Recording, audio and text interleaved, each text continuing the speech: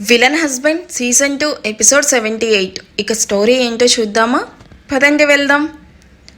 ఆద్య and జై ready అయ్యి కిందకి వచ్చేసరికి హాల్లో వినయ్ వర్మ అండ్ ప్రతాప్ వర్మ గారు న్యూస్ పేపర్ చదువుతూ కనిపిస్తారు. రేణుక మాయ మరోవైపు కూర్చొని మొబైల్తో టైంపాస్ చేస్తూ ఉంటే రుద్ర వినయ్ వర్మతో మాట్లాడుతూ ఉంటాడు. హాయ్ గాయ్స్, గుడ్ మార్నింగ్ అంటూ ఎప్పటిలానే హుషారుగా విష్ చేస్తూ ఉన్న జై వాయిస్కి అందరూ తల తిప్పి చూస్తారు. రాత్రి ఇద్దరు అంతగా గొడవ పడ్డా ఏమీ జరగనట్టు ఎలా నవ్వుతున్నారో. అయినా ఇన్ని రోజులు వీళ్ళందరితో పాటు నన్ను కూడా మోసం చేశారు. ఏదైతే ఏంటి, ఆద్యకి జై అంటే ఇష్టం లేదని అర్థమైంది. ఎంత త్వరగా వీలైతే అంత త్వరగా వీళ్ళిద్దరి మధ్య మరింత దూరం పెంచి ఇద్దరిని శాశ్వతంగా దూరం చెయ్యాలి అని కన్నింగా అనుకుంటూ పైకి మాత్రం నవ్వుతూ చూస్తూ ఉంటుంది రేణుక. ఈరోజు వదిన ఫేస్ ఎందుకు అంత డల్గా ఉంది? ఇద్దరూ ఏమైనా గొడవ పడ్డారా? అసలు ఏం జరిగింది వీళ్ళ మధ్య అని ఇద్దరిని పట్టి పట్టి చూస్తూ ఉంటుంది మాయ. ఆద్య కిందకి రాగానే తన చేయి పట్టుకొని మరోవైపు కూర్చోబెట్టుకుంటూ, వదిన ఏమైంది? ఎందుకో చాలా మూడీగా కనిపిస్తున్నావు. నువ్వు కిస్ అడిగితే మా అన్నయ్య ఇవ్వలేదా ఏంటి అని ఆద్యాని ఆట పట్టిస్తూనే ఆద్య కళ్ళల్లోని కలతను పసిగట్టే ప్రయత్నం చేస్తూ ఉంటుంది మాయ. మాయా మాటలకి ఆద్య బలవంతంగా ఒక చిన్న చిరునవ్వు నవ్వి, అదేం లేదు మాయా, కొంచెం తలనొప్పిగా ఉంది అంతే అని కవర్ చేయడానికి ట్రై చేస్తుంది. కానీ మాయా ఆద్య మాటలు నమ్మదు. వదిన అబద్ధం చెప్తుంది. అన్నయ్య వాయిస్లో కూడా ఏదో తెలియని పెయిన్ వినిపించింది. వీళ్ళిద్దరి మధ్య ఏదో గొడవ జరిగినట్టుంది. అదేంటో తెలుసుకోవాలి ఎలా అని అనుకుంటూ ఉంటుంది. అప్పుడే వినయ్ వర్మ గారు పేపర్ పక్కన పెట్టి ఆద్య వైపు చూస్తూ, ఆద్య ఇటు రా బంగారం అని ఆయన పిలవగానే ఆద్య వినయ్ వర్మ దగ్గరికి వెళ్ళి పక్కనే కూర్చుంటుంది. వినయ్ వర్మ ఆద్య తల మీద చేయి వేసి నిమురుతూ, నీ కళ్ళు ఏదో చెప్తున్నాయి ఆద్య. జై ఏమైనా నిన్ను ఇబ్బంది పడుతున్నాడా? వాడు బయట బిజినెస్లో ఎంత మొండివాడో నాకు తెలుసు. కానీ ఇంట్లో నీ దగ్గర అలా ఉండకూడదని వాడికి ముందే చెప్పాను. చెప్పమ్మా, వాడి బిహేవియర్తో నిన్నేమైనా ఇబ్బంది పెడుతున్నాడా? జై సోఫాలో కూర్చొని మొబైల్ చూసుకుంటూ తల కూడా పైకి ఎత్తకుండా, నేను ఆద్యాని ఎప్పుడూ ఇబ్బంది పెట్టాను, తనకి నా గురించి తెలుసు అని చాలా క్యాజువల్గా చెప్తాడు. జై వైపు వినయ్ వర్మ సీరియస్గా చూస్తూ, ఒకటి గుర్తుపెట్టుకోమని చెప్పు నాన్న అని ప్రతాప్ వర్మ వైపు చూస్తూ, జైకి చెప్పాలి అనుకున్నది ఆయన వైపు చూస్తూ చెప్తాడు. నమ్మకం అనేది అద్దం లాంటిది. ఒకసారి పగిలితే మళ్ళీ అతికించడం కష్టం. ఆద్య ఇంటి మహాలక్ష్మి. తన కళ్ళల్లో నీళ్లు రాకుండా చూసుకోవాల్సిన బాధ్యత నీది అని వార్నింగ్ ఇచ్చినట్టే చెప్తాడు. ఆ మాటలకి ఆద్య మనసులో ఒక్కసారిగా బాధ కలుగుతుంది. జై మీద తనకి ఉన్న అనుమానం అండ్ వినయ్ వర్మకి తన మీద ఉన్న నమ్మకం మధ్య తను సతమతమవుతూ ఉంటుంది. ఆద్య, నీకేమైనా సమస్య ఉన్నా మామగారిలా కాకుండా నీ తండ్రిగా నన్ను అడుగు.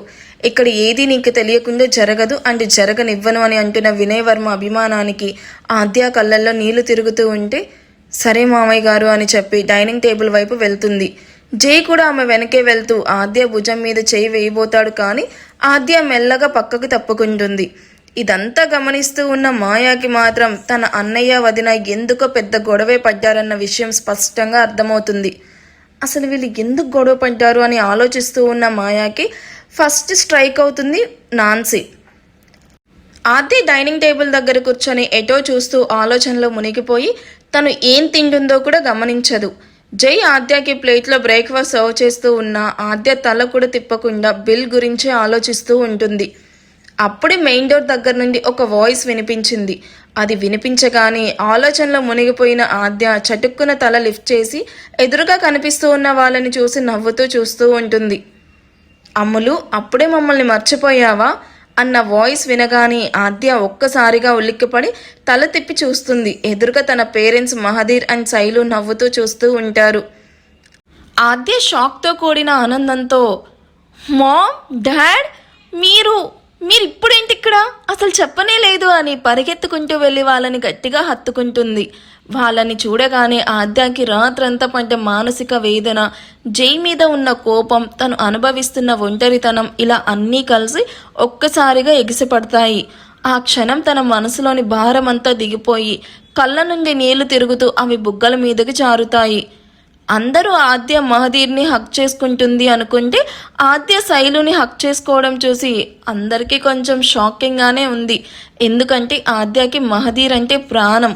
అలాంటిది తనను కాదని శైలుని హక్ చేసుకోవడం చూసి ఒకరినొకరు చూసుకుంటూ ఉంటారు. శైలుని గట్టిగా హక్ చేసుకున్న ఆద్య కళ్ళు ఆగకుండా వర్షిస్తూనే ఉంటాయి. ఆ కన్నీళ్లు తన పేరెంట్స్ని చూడగానే ఆనందంతో వచ్చాయో లేక తన లోపల ఉన్న బాధ బయట పెట్టలేక వస్తున్నాయో అర్థం కాక ఆద్య వెక్కి వెక్కి ఏడుస్తూ ఉంటుంది. ఏ అమ్ములు ఏమైందిరా, ఎందుకు ఏడుస్తున్నావు? జై, ఆద్యకి ఏమైంది, ఒంట్లో ఏమన్నా బాలేదా అని కంగారుగా అడుగుతూ ఆద్య కన్నీళ్లు తుడుస్తూ కంగారుగా అడుగుతుంది శైలు కొత్తగా పెళ్ళైన అమ్మాయి మనల్ని చూడగానే ఆనందంతో ఏడుస్తుంది. మనల్ని వదిలి ఎప్పుడు ఎక్కడికి వెళ్ళలేదు కదా, అందుకే ఎమోషనల్ అవుతుంది, అంతే కదా జై అని నవ్వుతూ అడుగుతాడు మహదీర్. జై పైకి లేచి మహదీర్ దగ్గరికి వచ్చి హక్ చేసుకుంటూ, అవును మావయ్య, తను పైకి చెప్పడం లేదు కానీ మిమ్మల్ని చాలా మిస్ అవుతుంది. యాక్చువల్లీ ఎస్టర్డే నైట్ డిన్నర్కి మీకు చెప్పకుండా వచ్చి మేమే సర్ప్రైజ్ ఇవ్వాలని ప్లాన్ చేసాం. బట్ అన్ఫార్చునేట్లీ అది కుదరలేదు. అప్పటి నుంచి ఆద్య చాలా డల్ అయిపోయింది అంటూ ఆద్య వైపు చూస్తూ చెప్తాడు. జై వాయిస్ విన్న మాయా, హఫ్, వదిన మూడీగా ఉండడానికి రీజన్ ఇదా, నేను ఇంకేదో అనుకుని టెన్షన్ పడ్డాను అని రిలాక్స్ అవుతూ హాయ్ మావయ్య అంటూ మహదీర్ని నవ్వుతూ చుట్టేస్తుంది. అది చూసిన రుద్ర చిరునవ్వుతో చూస్తూ ఉంటాడు. అందుకే కదా జై మార్నింగ్ కాల్ చేసి మమ్మల్ని ఇక్కడికి రప్పించి అమ్ములు సర్ప్రైజ్ అయ్యేలాగా చేసావు అని నవ్వుతూ చెప్తూ ఉన్న శైలుని చూసి ఆద్య షాక్ అవుతూ, వాట్, ఏమంటున్నావు మామ్? జై మిమ్మల్ని పిలిపించాడా అని జైను ఎలా అర్థం చేసుకోవాలో అర్థం అవ్వక బ్లాంక్ ఫేస్తో చూస్తూ ఉంటుంది. అవునమ్ములు, జైనే మమ్మల్ని ఇక్కడికి పిలిపించాడు, అది కూడా నీకోసం అని చిరునవ్వుతో చూస్తూ చెప్తాడు మహదీర్. ఆద్య జై వైపు సూటిగా చూస్తూ ఉంటుంది. అది చూసిన జై నవ్వుతూ, అవునాద్య, నేనే కాల్ చేసి వాళ్ళని రమ్మని చెప్పాను. నువ్వు నీ పేరెంట్స్ని మిస్ అవుతున్నావని నాకు తెలుసు. అందుకే నిన్న నైట్ నువ్వు పడుకున్నప్పుడు మామయ్యకి కాల్ చేసి విషయం చెప్పాను. వాళ్ళు కూడా నిన్ను చూడాలని వెయిట్ చేస్తూ ఉన్నారు. అందుకే ఇవాళ మార్నింగ్ బ్రేక్ఫాస్ట్కి రమ్మని చెప్పాను. ఎలాగో అందరం కలిసి బ్రేక్ఫాస్ట్ చేసి చాలా డేస్ అవుతుంది కదా, ఇంకా మామయ్య వాళ్ళు రావట్లేదు ఏంటా అని అనుకుంటూ ఉన్నాను. ఈలోగా వాళ్ళు వచ్చేశారు. ఆద్య ఒక్క నిమిషం స్తంభవించిపోతుంది. జై వైపు తీక్షణంగా చూస్తూ ఉంటుంది. ఆమె మనసులో మళ్ళీ యుద్ధం మొదలవుతుంది. ఏంటి జై, నువ్వు ఒకవైపు నన్ను ఇంత కేరింగ్గా చూసుకుంటున్నావు, నా చిన్న కోరికని కూడా గుర్తించుకొని నా పేరెంట్స్ని పిలిపించావు. ఇంకోవైపు ఆ వీడియో, ఆ బిల్ పేపర్ ఏంటి, నిన్ను పూర్తిగా నమ్మాలా లేక నువ్వు చేస్తున్న ఈ పనుల వెనుక ఏదైనా రీజన్ ఉందా అని ఆలోచిస్తూ ఉంటుంది. అమ్ములు, జై నిన్ను ఎంత కేరింగ్గా చూసుకుంటున్నాడో అది చూస్తుంటే మాకు చాలా సంతోషంగా ఉంది. జై కాల్ చేయకపోతే మా వర్క్స్లో మేము బిజీగా ఉండేవాళ్ళం. అవునమ్ములు, మీ డాడ్ చెప్తుంది నిజం. జై లాంటి వాడు హస్బెండ్గా దొరకడం నీ అదృష్టం. తన పేరెంట్స్ మాటలు వింటూ ఉంటే ఆద్యకి గొంతులో ఏదో అడ్డుపడినట్లు అనిపిస్తుంది. ఆద్య జై కళ్ళల్లోకి చూస్తుంది. జై చూపుల్లో ఇప్పుడు ఎలాంటి కమాండ్ లేదు, కేవలం ప్రేమ మాత్రమే ఉంది. ఆద్య జై వైపు అడుగులు వేస్తూ లో వాయిస్తో, ఎందుకు ఇదంతా చేస్తున్నావు? నన్ను ఇంప్రెస్ చేయడానికా లేక నా మనసులోని అనుమానాన్ని డైవర్ట్ చేయడానికా?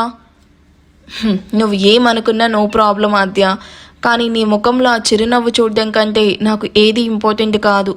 నువ్వు వెతకాలనుకుంటున్న నిజం కంటే ప్రజెంట్ నీ ఫేస్లో కనిపిస్తున్న హ్యాపీనెస్ నాకు చాలా ఇంపార్టెంట్. ఫస్ట్ యూ రిలాక్స్, నీ కోసం వచ్చిన నీ పేరెంట్స్తో టైం స్పెండ్ చెయ్యి అంటున్న జై వాయిస్కి ఆద్య మౌనంగా ఉండిపోయింది. హౌ క్యూట్ కదా. మీకు ఎలా అనిపించిందో కామెంట్ చేయండి. వీడియో నచ్చితే ప్లీజ్ లైక్ చేసి హైప్ ఇవ్వండి. Thank you for watching. Bye.